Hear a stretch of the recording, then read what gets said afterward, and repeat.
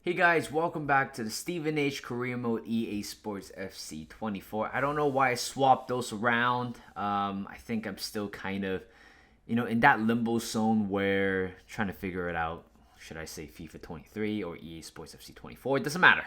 So, first live. No, this is not live. This is a post commentary for a while, and certainly the first post commentary in this series. And hopefully, I'm gonna do this a little bit more.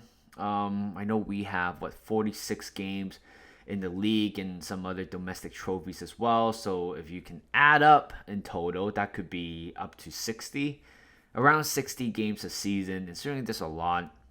And there's no way I'm able to do 4 games live commentary and do it for uh, 8 or it's actually more than 10 episodes for that. So, and it's gonna take a very long time if I do a live commentary, and it feels like the progression might be a little bit slower than usual. So I decided to take a step back and go back to the old route, which is the post commentary. And at times, I certainly do enjoy doing the live commentary. In terms of editing, it doesn't take me a lot of effort, but I think the fact that since one season can take 60 games long, it can get a little bit boring at times, at least for me.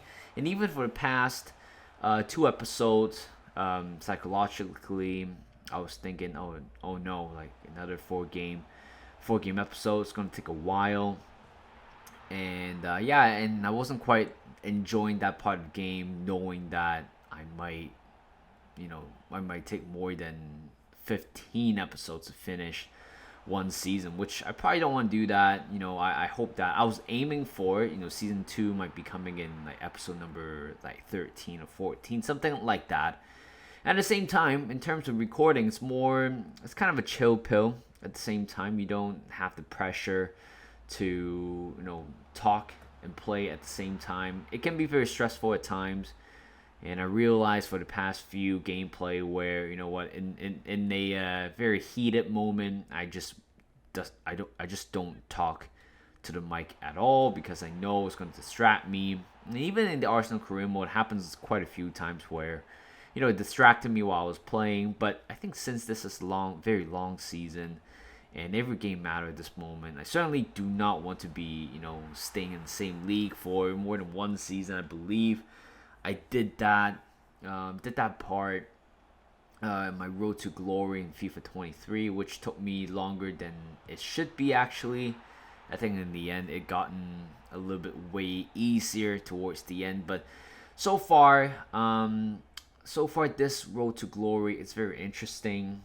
Certainly, it's that type of a video, it's that type of a series where you don't know about the team a lot, and of course, one of you guys, from Stevenage around that area, and also always going to the game. I certainly don't know about the team at all, and I will check the result once in a while. I know they're currently at least top 6 right now, winning a few games and certainly exceeding a lot of people's expectation.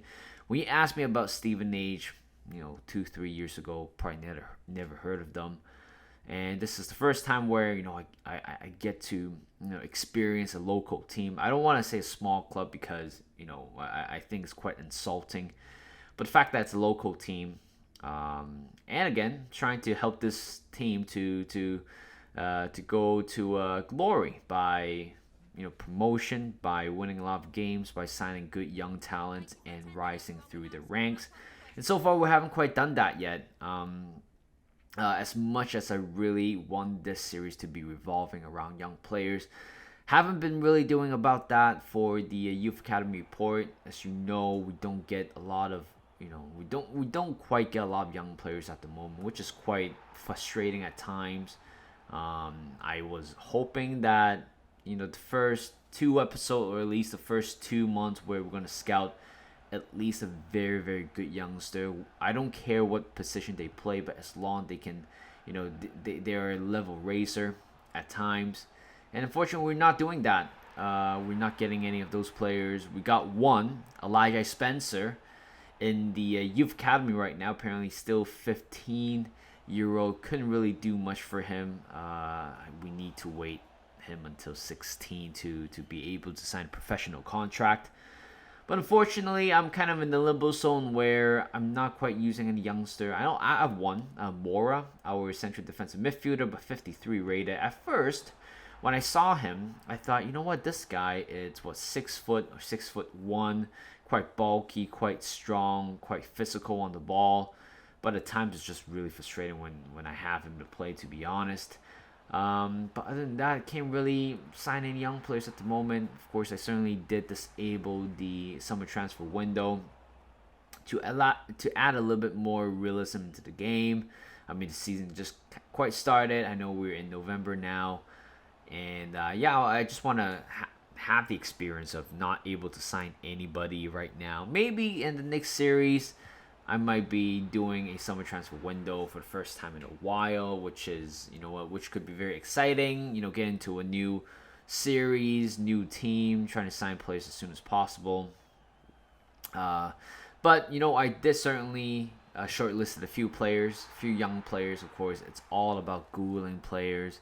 It's all about doing a little bit more research behind the scene, which I don't do that quite often. The game often would do it for me.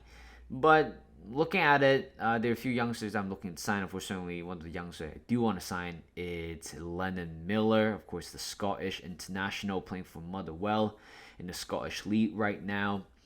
He certainly looks like a player who can be. I think his growth is 28, which means I think right now his rating is 57. The highest potential he can reach is 85, but of course with the dynamic growth of a player, it can go up beyond 85, could be 86, 87, something around those figures. And that is the first player that I do want to sign. I've been really asking for a center midfielder for a while now, to be honest. I mean, I'm not saying that our central midfielders are not good enough, but I still want to build a team revolving around one important central midfielder, and hopefully he is one of them. And let's focus on the gameplay right here. I believe we had a back-to-back loss. I think we lost 6-3 in the first game, which is very concerning. It's quite terrorizing at times, where I thought, you know what, the defense just not up to the standard at all, and it's quite scary at times because I really do want to get promoted. Automatic promotion would be ideal, so we don't have to play extra games. We don't have to put extra pressure on ourselves.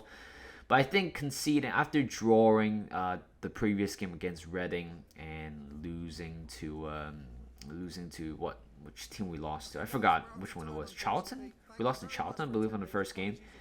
Which kind of set the standard of how poor our defending can be. But what can I do? I cannot sign new players right now, and I feel like it takes time for me to understand this formation at times. I know I did set some sort of individual instruction on certain players. For example, CDM will be staying back, but at times where you can see the defensive line and the midfield line were just so separated to the point where it allows opposition to exploit those areas, and that's pretty much how we concede goals. And at times it could be just individual defending.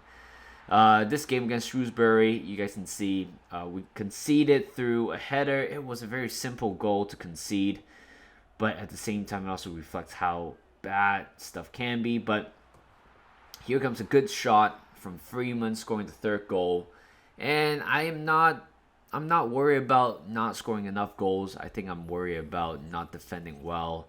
Because, again, I feel like when you look at the table right now, we just concede way a lot of goals to the point where we are second in the league table, and we are only having goal difference of 2 to 3 goals, which also shows a sign of poor defending at times. But offensively, I don't think we are having a lot of trouble. Right here, another goal for McNeil. I'm loving this player, McNeil. I think when I first learned about this player was back in last year. I did a offline or off-screen road to glory myself, and I did sign him, and he actually quite a decent player. And of course, I know he's a loanee currently at Manchester United, but I certainly do want to sign him up for a permanent deal if the time allows to. I don't know if he has the obligation to buy option on his contract, but if he has and we have enough funds, certainly he is one of those players that I might be bringing bringing in permanently. And later on, we finished this game 5-2, a very comfortable win for us. And for the final game of today's gameplay will be against Blackpool. Where have they gone after that one Premier League stint back in 2008, 2009, around that season, I believe. I think Arsenal won 6-1 the home opener. I remember Shamak scoring the first goal, and I thought, you know what? Shamak seems to be a good player, but guess what? Turns out Shamak was completely shite at times and pretty much throughout the majority of his Arsenal career. Scoring the first goal very early was, look at this goal right here. List, I have no clue how he got his leg in there, but this goal kind of reminds me of Erling Haaland, the game against Dortmund last season. It's the same karate overhead kick, not overhead, but it's a karate kick in the mid-air as well. And it was very impressive, to be honest. When you expect a 62 rated player to do stuff like that for you, it's just absolutely mind-boggling. And look at this goal once again. It was just beautiful right there. You cannot blame the goalkeeper nor the defender because it's all about improvisation, and he did that. Scoring in mid-air, this guy is List. Honestly, not the best striker we have based on rating, but his speed, his pace, that's all that matters to me. 53 minutes in, here comes Blackpool. I don't think defensively we have been still poor, right? And then this goal, it kind of reminds me of the game against Newcastle United in real life. It looks off from that angle, but when you zoom in very, very closely, like right there, that split second, you thought that was going to be out. It looks out from this angle, but then when you have to draw a straight line perpendicular to the ball, then you can see, oh yeah, it does actually goes off. And to be honest, quite tiring at times where in real life we have to deal with a situation like this. Later on, we pretty much found a winner. Reed with another good ball, good finish, good chip as well, and adding a bit of a cushion to the game. But guess what? Defensive wise, we're not always doing the fantastic job. Losing the ball at the back right there, I believe by Piangiani, and allowing Blackpool to take a little bit of breather with 12 more minutes to go. But thank God, nothing happens towards the end, and we won this game 3-2. I would say this episode has been rather a bit successful, kind of getting our shit together. Stevenage right now currently tied in the first place with Bolton. Of course, Bolton losing a game and also drawing a game as well, which allowing us to climb back to pretty much the top of the table, but we're sitting at second with the goal difference. But that is it for today's episode. Thank you guys for watching. Hope you guys enjoyed this video. Like this video, subscribe to my channel, and I'll see you guys in a bit.